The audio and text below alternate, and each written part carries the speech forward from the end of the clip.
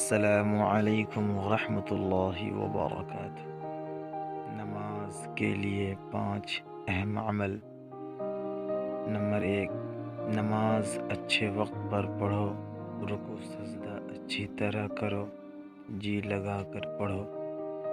Number 2، جب بچہ 7 برس کا ہو جائے اس کو نماز کی تاکید کرو، جب 10 برس کا ہو جائے تو مار کر نماز پڑھاؤ۔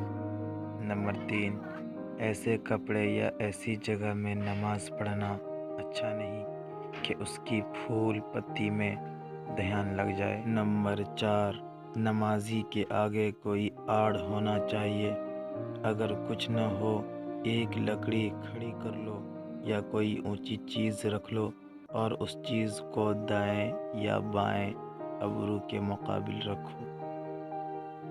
اللہ تعالی ہم سب کو صحیح نماز پڑھنے کی توفیق عطا فرمائے۔